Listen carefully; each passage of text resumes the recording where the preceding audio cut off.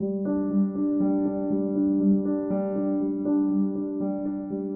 Everyone, my name is Paras Agarwal और मैं rank first हूँ हिमाचल प्रदेश एडमिनिस्ट्रेटिव सर्विसेज में 2018 में। मैं धर्मशाला से बिलोंग करता हूँ और I am a law graduate. और इससे पहले मैंने जो स्टडीज़ थी मेरी वो आर्मी स्कूल यूलगैंड से हुई थी। और जब मैंने जर्नी अपनी शुरू करी तो इट वाज अराउंड 2011 जब मैंने तैयारी शुरू करी फर्स्ट टाइम। तो उसके बाद आज आफ्टर 7 years ऑफ एफर्ट जो मैं यहाँ तक पहुँच पाया हूँ। ये मेरा मेंस का फोर्थ अटैम्प्ट था और इंटरव्यू का सेकंड अटैम्प्ट था इस बारी मेरा। और जो मेरी जर्नी रही है ये बहुत ही अप्स एंड डाउन्स के साथ रही है। तो जैसे सबसे पहले तो मैं यही बताना चाहूँगा कि जैसे सब पूछते हैं मुझसे कि मैंने ये सिविल सर्विसेज क्यों ज्वाइन करी। तो इसका ये एक मेन रीज़न ये है कि एक तो ये बहुत ही प्रेस्टिजियस जॉब है, साथ में इसमें वर्सेटैलिटी बहुत ज़्यादा है। अलॉन्ग विद पब्लिक सर्विस आपको कई तरह का डिफरेंट वर्क लोड्स करने का मौका मिलता है। इस वजह से मैंने इस सर्विसेज को ज्वाइन किया। और इसके अलावा जो मैं बता सकता हूँ आपको, मैंने जो तैयारी शुरू करी थी वो अराउंड 2011 शुरू करी थी। और उसके बाद जब मेरा फर्स्ट टाइम जो था वो 2014 में मेरा मेंस और इंटरव्यू क्लियर हुआ था। उस टाइम मेरा 30th रैंक आया हुआ था। और उसके बाद मुझे जो पोस्ट मिली थी वो थी असिस्टेंट रजिस्ट्रार कोऑपरेटिव सोसाइटीज़। उसके बाद फिर मैंने अपनी स्टडीज़ कंटिन्यू रखी और अब 2018 में फिर से अटैम्प्ट दिया और उसके बाद इस बारी जो है वो मुझे फर्स्ट रैंक हासिल हुआ है। जहाँ तक सिविल सर्विसेज ज्वाइन करने की बात है, ये सर्विसेज मैंने इसलिए ज्वाइन करी क्योंकि सबसे पहला रीज़न तो यही है कि ये बहुत ज़्यादा प्रेस्टिजियस जॉब है। तो मोस्ट ऑफ द जो लोग हैं वो इसीलिए ज्वाइन करते हैं कि प्रेस्टीज की वजह से। सेकेंडली पब्लिक सर्विस करने का आपको मौका मिलता है इस जॉब में। और थर्डली ये जॉब जो है वर्सेटाइल है बहुत ज़्यादा।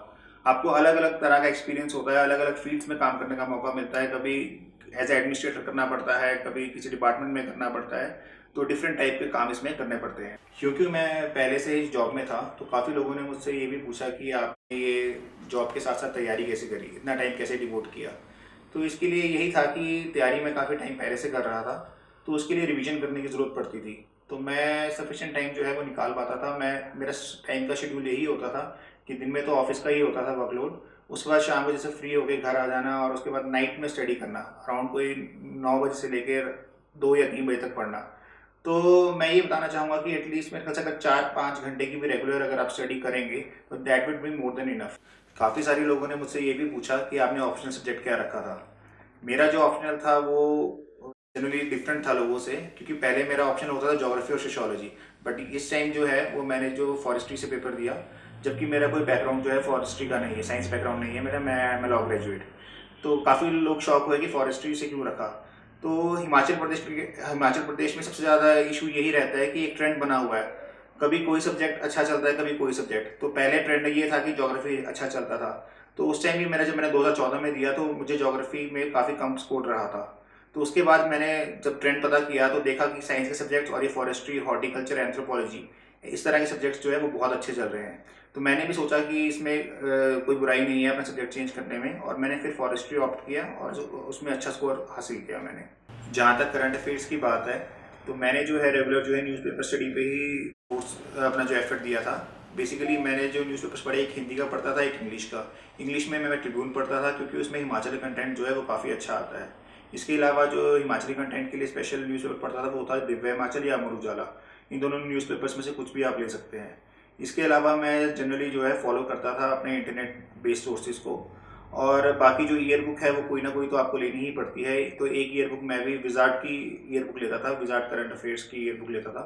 और that is a very good year book, जिसमें आपको जो मेंस में भी उसके काफ़ी हेल्प मिलेगी उसके लिए। कई लोगों ने मुझसे ये भी पूछा कि सोशल मीडिया ने आपको हेल्प किया है या फिर आपका जो है ध्यान बटाया है इसमें। तो मेरे ख्याल से सोशल मीडिया ने एक बेसिकली मुझे हेल्प ही किया है, क्योंकि आज की डेट में जो है करंट अफेयर्स बेसिकली और वैसे भी नॉलेज जो है वो सोशल मीडिया पे इतने ज़्यादा साइट्स पे अवेलेबल है कि आप कोई भी मटेरियल अवेलेबल अगर आपको नहीं मिलता किसी भी एरिया में तो आप सोशल साइट्स पे जा सकते देख सकते हैं। जैसे अभी हिमाचल प्रदेश का जो है सिलेबस जो है बिल्कुल ही चेंज हो गया है, आईएएस पैटर्न पे हो गया है इस साल से। तो मैक्सिमम मटेरियल जो था वो अवेलेबल नहीं था बुक्स में। हिमाचल का कई ऐसा मटेरियल है जो कहीं पर भी बुक्स में अवेलेबल नहीं था। अराउंड 33% जो पेपर आता है वो हिमाचल का आता है। तो वो मटेरियल अवेलेबल ना होने की वजह से मैंने इंटरनेट के सोर्सेज को देखा और कई यूट्यूब चैनल्स पे सब्सक्राइब किया हुआ था मैंने, और मैंने वहाँ से जो है वीडियोस भी देखी थी। तो मैं ये नहीं मानता कि सोशल मीडिया जो है वो डिस्ट्रैक्ट करता है। मेरे हिसाब से जो है सोशल मीडिया एक हेल्पिंग टूल है, और जिस तरीके से आप उसको यूज़ करना चाहेंगे अपने बेटरमेंट के लिए उसको यूज़ किया जा सकता है। लोग मुझसे ये भी पूछते हैं कि आपने इस पेपर के लिए, एग्ज़ाम के लिए कोई कोचिंग भी ली थी? तो मैं बताना चाहूँगा कि मैंने इस एग्ज़ाम के लिए कोई कोचिंग नहीं ली थी। बट मैं कभी ये रिकमेंड नहीं करना चाहूँगा कि इसके लिए कोचिंग ना ली जाए। कभी भी ऐसा कोई यूपीएससी या फिर एचसीएस या स्टेट सिविल सर्विस का एग्ज़ाम देना हो तो मेरी रिकमेंडेशन यही रहेगी कि कोचिंग ज़रूर लेनी चाहिए। जो प्रोफेशनल कोचिंग सेंटर्स होते हैं उनको आइडिया होता है कि किस तरीके से स्टडीज़ शुरुआत करनी है।